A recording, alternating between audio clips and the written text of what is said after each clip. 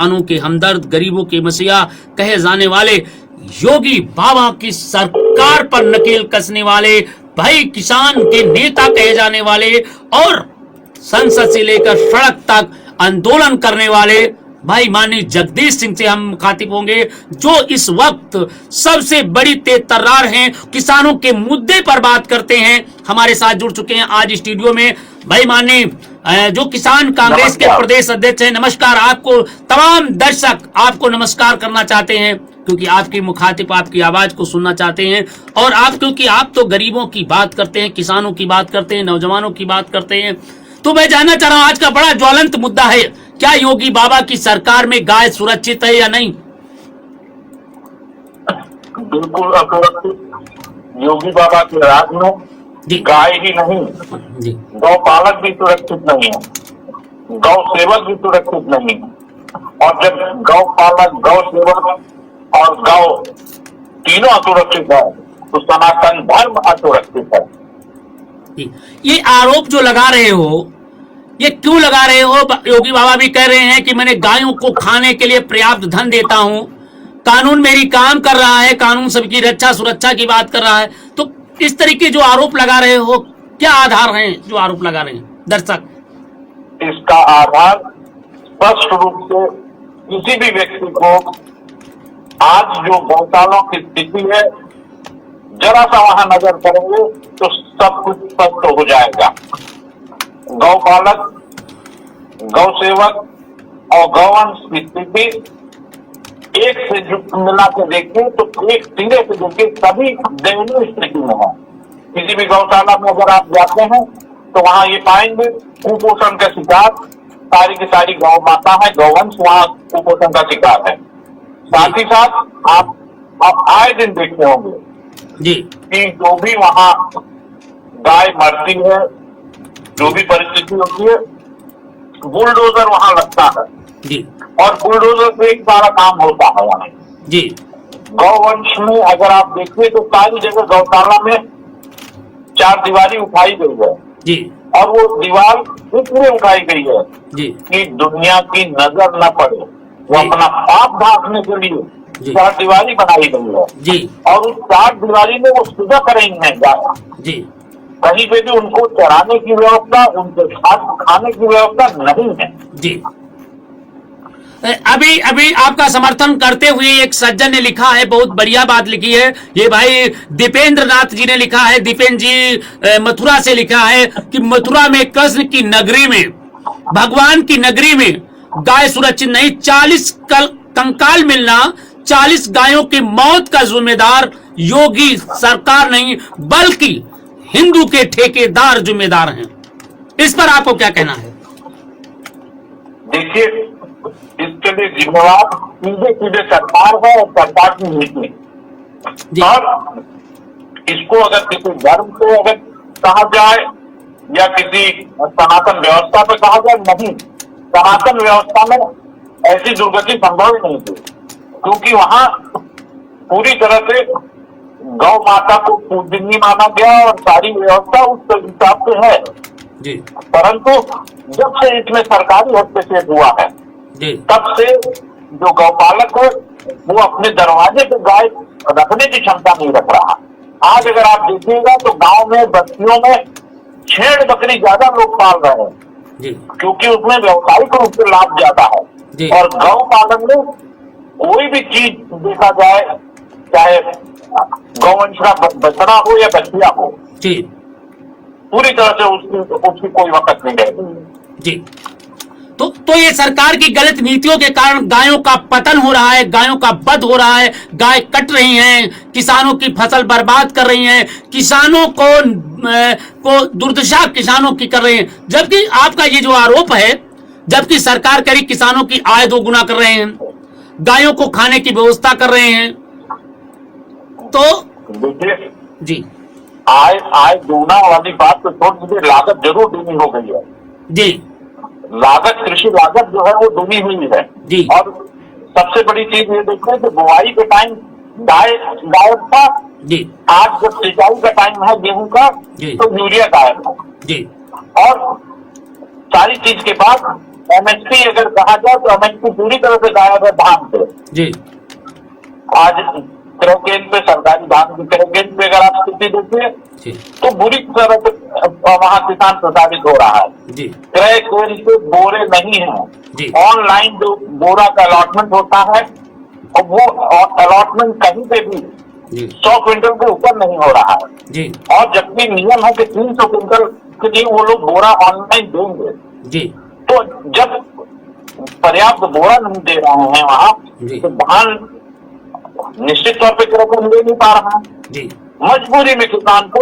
1800-1900 में बेचना पड़ा है धान। जी और ये सारा धान जो किसान 1800-1900 में बेचा है, ये सब कुछ जी व्यापारी के माध्यम से, आढ़तिया के माध्यम से जी एमएसपी का लाभ देते हुए जी। सरकार खरीदेगी। जी तो आपका कहना है कि किसानों के साथ किसानों के पेट पे छुरा भोंका जा रहा है और किसानों को क्या लाभ न दे करके सीधे सीधे व्यापारियों को लाभ दिया जा रहा है, पूंजीपतियों को लाभ दिया जा रहा है। आपका यही आरोप है ना जी? बिल्कुल जी, बिल्कुल जी बिल्कुल। आप सारे क्रय केंद्र की स्थिति देखें तो यही पाएंगे भाई। अब तो ऑनलाइन हो गया है। जी इन्होंने कहा कि 48 घंटे में पेमेंट करेंगे, जी लेकिन आप जब ऑनलाइन खरीदी करेंगे ही नहीं जी तो 48 घंटा कब से जोड़ेंगे? जी हम अपनी बात कर रहे हैं। हमारे न्याय पंचायत में 4 दिन पहले लोगों ने अपना धान क्रय केंद्र से दिया है, तौल हो गई है, लेकिन ऑनलाइन उसकी लोडिंग नहीं हुई है। जी तो जब ऑनलाइन हुई है 4 दिन ऐसे बीत गया, जी जिस दिन वो लोड होगा उसके बाद से आप 48 घंटा जोड़ेंगे। जी तो ये जो 4 दिन 6 दिन ऐसे पड़ा रहा, इसको आप जोड़ेंगे नहीं जी और ये तरह घोषणा करेंगे, कहेंगे कि 48 घंटे पेमेंट दिया। हकीकत तो ये है कि हफ्ता पेमेंट लेट हो रहा है। मतलब किसानों का फसल का उचित मुआवजा, उचित मूल्य 48 से कई घंटे बाद मिलता है, कई दिनों तक मिलता है। आपका ये आरोप सरकार पर है। तो माननीय महोदय जी, मैं आपसे एक निवेदन करना चाहूंगा, और तमाम सज्जन कमेंट कर रहे हैं, मैं उनके नाम बताना चाहूंगा। भाई प्रदीप जी ने आपको बरेली से ही कहा है, सुशील कुमार रायबरेली से कहा है, और भाई शिवबालक कश्यप जी आपका लखनऊ से आपको कमेंट किया है, आदेश तिवारी भाई ये सीतापुर से किया है, सोनम गौतम जी भाई ये बक्सी तालाब लखनऊ से काम किया है, और हरिनाम जी जनपद सीतापुर से बात किया है, और अशोक कुमार तिवारी बहराइच नानपारा से बात किया है, और आफ्ताब अहमद ये भाई आपकी बात पर खुश होकर के आपको विशेष फूलों की वर्षा करते हुए लिखा है। डॉक्टर आफ्ताब जी लखनऊ से लिखा है, और भाई भानु प्रताप दीक्षित ने लिखा है, अब्दुल रहमान ने लिखा है, अनिल कुमार पिपराइच से लिखा है, वीरेंद्र कुमार एडवोकेट चित्रकूट से लिखा है, भौरेंद्र जी गड़िया सिधौली से लिखा है, डॉक्टर सत्यादो ने डॉक्टर अंबेडकर महासभा से लिखा है, दिनेश यादव जी पूर्व विधायक ने आपका समर्थन करते हुए लिखा है, लल्लू उर्फ लाल जी ने लखनऊ से लिखा है, जगजीवन बौद्ध ने लखनऊ से लिखा है, विजय मिश्रा लखनऊ से लिखा है, और भाई पंडित प्रदीप पासी लखनऊ से लिखा है, रामचंद्र पटेल जी ने लखनऊ से लिखा है, फकीरीलाल बौद्ध जी ने बाराबंकी से लिखा है, अभय प्रताप सिंह त्यागी सीतापुर से लिखा है, शैलेंद्र कुमार बक्सी तालाब से लिखा है, अरुण कुमार शुक्ला जी सीतापुर से लिखे हैं, अखिलेश विश्वकर्मा महमूदाबाद से लिखे हैं, शेष कुमार शुक्ला कमलापुर से लिखे हैं, राजेंद्र प्रसाद बहराइच से लिखे हैं, भाई राजेश जी भूसना से लिखे हैं, भास्कर जी रायबरेली से लिखे हैं, आदित्य दीक्षित सीतापुर से लिखे हैं, गौरव शास्त्री बरेली से लिखे हैं, संतोष कुमार आपका इटावा से लिखे हैं, कृष्णनंद निषाद जी ये वहां से लिखे हैं, रेखा रानी पूर्व न्यायिक मजिस्ट्रेट ने आपको बधाई दी है, भाई डॉक्टर परवेश ने आपको ढेर शुभकामनाएं दी है, दानिश ने भी आपको लखनऊ से दिया है, पवन कुमार महमूदाबाद से दिया है, कामता जी ने भगवानपुर से दिया है, सपना पांडे हसनापुर से लिखा है, संतराम यादव गोरखपुर से लिखा है, फिजा जी ने लिखा है, शिवानी चौधरी ने लिखा है, आकाश पूरनपुर पीलीभीत से लिखा है, आगरा से आकाश जी ने लिखा है, और प्रदुम्न तोमर सिंह महोली से लिखा है, क्रांति कुमार बहराइच से लिखा है, कमलेश गहलोत जी आगरा से लिखे हैं, और डॉक्टर अजीत सिंह जी ने लिखा है, और साहिल बहराइच से लिखा है, मीना सिदौली से लिखा है, अर्जुन रैतौल आगरा से लिखा है, पूजा अग्रवाल लखनऊ से लिखा है, सुरेश डालीगंज से आपके को धन्यवाद दिया है, राजेश दीक्षित ये रामपुर कला से लिखा है, मालती जी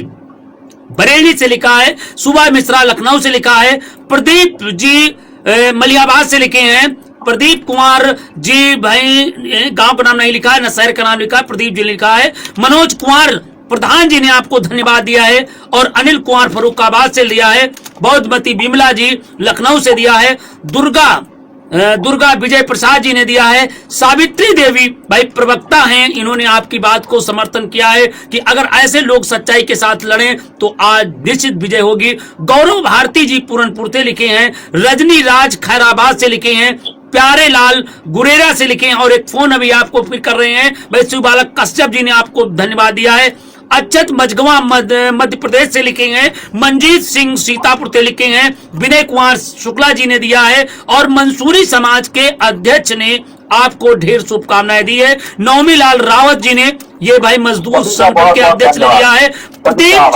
प्रदीप जी ने लिखा है, रमेश कुमार भरत नगर लखनऊ से लिखा है, अमरीश बौस जी ने लिखा है, डॉक्टर सुनीता सिंह लखनऊ से लिखा है, डॉक्टर अनुभव जी गोमती नगर से लिखे हैं, कुलदीप यादव लखनऊ से लिखे हैं, भाई भारत भारती जी ने पूर्व हाईकोर्ट के वो समीक्षा अधिकारी हैं, उन्होंने आपको बधाई दी है कि आपने सच्चाई कह दिया। जो अब तक टीवी चैनल के माध्यम से चेतन आजाद जी ने लिखा है, और संदीप कुमार एडवोकेट जी ने लिखा है, और भाई इंजीनियर भीमराज ने लिखा है, छत्रपाल यादव फतेहपुर से लिखा है, रन्नो जी फतेहपुर से लिखा है, इंद्रेश भारती जी ने लखनऊ से लिखा है, गौरव ने लिखा है, और अवधेश कुमार लखीमपुर खीरी से लिखा है, विवेक और रमेश ने भगवानपुर से लिखा है, और भाई राम ब्रज रावत SC/ST कर्मचारी संघ के पूर्व प्रदेश अध्यक्ष सचिवालय संघ के ने आपको लिखा है,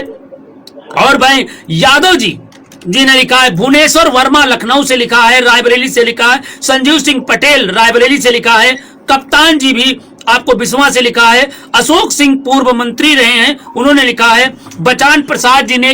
भाई हैं जो एडिशनल SP हैं, लिखा है एडिशनल SP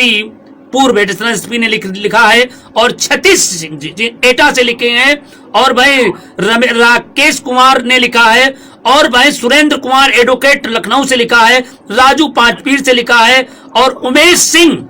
लखनऊ मलियाबाद से लिखा है, और दीपराज इटौजा से लिखे हैं, और भाई सूरी प्रसाद जी ये लिखे हैं, पुष्पेंद्र सिद्धार्थ औरैया से लिखे हैं, डॉक्टर उमेश सैदापुर से लिखा है, पुतान सिंह कटरिया जिला अध्यक्ष लिखे हैं, ओम नारायण जी लिखे। सर जी आपको कम से कम 1,500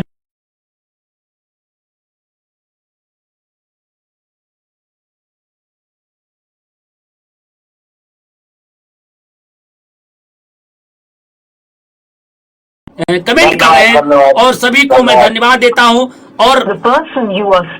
दोस्तों बिल्कुल सही है, और लगातार हमारे साथ जुड़े हुए हैं, इनके लिए मैं धन्यवाद देना चाहूंगा। जी व्यक्ति से बात कर रहे तो दोस्तों अभी हमारे साथ जगदीश साहब जुड़े थे, और